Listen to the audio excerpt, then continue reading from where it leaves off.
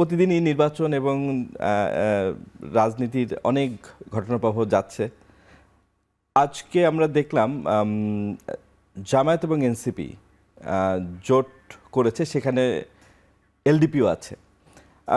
Doctor Abdul তুষার, আপনি এই জোট ঘোষণাকে, জামায়াতের যে জোট 8 দলীয় জোট, সেটা 10-10-এ পরিণত হলো এবং এলডিপি এবং এনসিপি এর সাথে যুক্ত হলো। আমরা দেখলাম ডক্টর শফিকুর রহমানের পাশে অলি আহমেদ বীর বিক্রম। আপনার কেমন লাগলো ডক্টর শফিকুর রহমানের পাশে অলি আহমেদ বীর বিক্রমকে দেখতে? ব্যক্তির আবেগ এখানে আমি মনে করি যে অর্থহীন।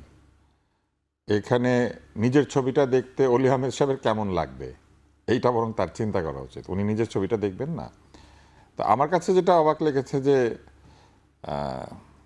আহমেদ অলি আর শাপলা কলি একসাথে গিয়ে যোগ দিল আর কি। আচ্ছা। এবং এই যোগ দেওয়ার পেছনের আদর্শিক কোনো কারণ থাকতে পারে না, কেননা এলডিপি এর আগেই লুজার্স ডেমোক্রেটিক পার্টিতে পরিণত হয়েছে, কারণ তার দল থেকে বিভিন্ন লোকজন বিভিন্ন দলে চলে গিয়েছেন। এমনকি দলের নেতা পর্যন্ত আলোচনায় বসিয়ে রেখে বক্তৃতা দিতে দিতে নাকি আরেক দলে চলে গিয়েছিলেন। তো উনি আসলে এখন ওনার রাজনৈতিক জীবনের শেষ প্রান্তে এসে একটি সিদ্ধান্ত নিয়েছেন, যে সিদ্ধান্তটি আগামী ইলেকশনে প্রমাণিত হবে যে ঠিক ছিল না ভুল ছিল। উনি যে দুটি আসনে প্রতিদ্বন্দ্বিতা করতেন চট্টগ্রামে, একটা লোহাগাড়া সাতকানি আর একটা হচ্ছে চন্দনেশ পটিয়া, তো সেই দুইটি আসনে তিনি নিশ্চয় হয়তো এখনও দাঁড়াবেন অথবা একটাতে দাঁড়াবেন। দাঁড়ালে নির্বাচনের ফলাফলই তাকে বলে দেবে যে তার সিদ্ধান্ত ঠিক হয়েছিল নাকি ভুল। আমি সমালোচনা করতে চাই না এই জন্য যে তার রাজনৈতিক জীবনের রীতি বহু আগেই হয়ে গিয়েছে। আমার মনে হয় যে কিছু কিছু ক্ষেত্রে আমাদের এখন ব্লেটেন্ট ট্রুথ যেটাকে বলে, মানে একেবারে মুখের উপরে সত্যি কথাটা এখন বলা উচিত। উনি রাজনৈতিক যে পর্যায়ে আছেন, উনি আসলে এখন মেয়াদোত্তীর্ণ অবস্থায় আছেন। তো এই মেয়াদোত্তীর্ণ রাজনীতিবিদকে নিয়ে জামাত ইসলামের কি লাভ হবে এটা জামাত ইসলাম চিন্তা করতে পারেন।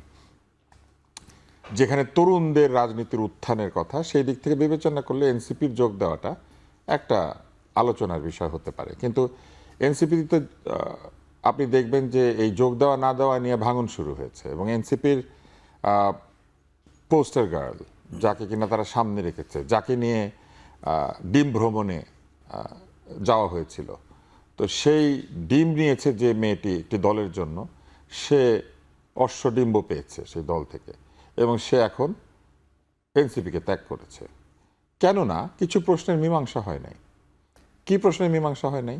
মানে এনসিপির রাজনীতিটাই ভুল না, আপনি আমাকে বলেন নারীরা রাজনীতি করতে পারবে কি পারবে না, এই বিষয়ে সম্পূর্ণ ভেটো দেওয়া একটি দল এই জোটের মধ্যে আছে, যারা টকশোতে নারী আলোচক থাকলে অংশ নেয় না। আপনি তো টকশো করেন, আপনি জানেন সেটা কোন দল, আমি নাম না বলি, কিন্তু তারা টকশোতে নারী আলোচক থাকলে, নারী উপস্থাপক থাকলে তারা টকশোতে আসেন না। সেই দলের সঙ্গে জোট বেঁধেছে এনসিপি, যেখানে নারী নেতৃত্ব শুধু নেই, অত্যন্ত গুরুত্বপূর্ণ অবস্থায় নারী নেতৃত্ব ছিল।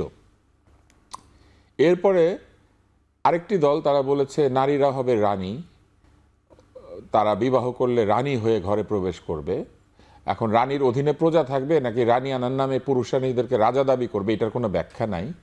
এবং তারা এটাও বলেছে 5 ঘন্টা 3 ঘন্টা একটা শ্রম ঘন্টা হবে, এরকম কথাবার্তাও বলেছে। এটি নিয়ে কিন্তু এনসিপি তখন প্রতিবাদ সব করেছে। মিলিয়ে মানে মনে হচ্ছে ক্ষমতার রাজনীতি, মানে এনসিপি প্রতিবাদ করেছিল, আপনি চিন্তা করেন, সেই দলের সঙ্গে এনসিপিকে আঘাত করেছে, তাহলে এরা কি করে থাকবেন ওইখানে? তো এখন মানে এই জোটকে আসলে আপনি যদি মূল্যায়ন করেন, মানে আলোচনা তো হলো, মানে যদি স্বল্প কথা এটার জন্য সাধারণ জ্ঞানই যথেষ্ট।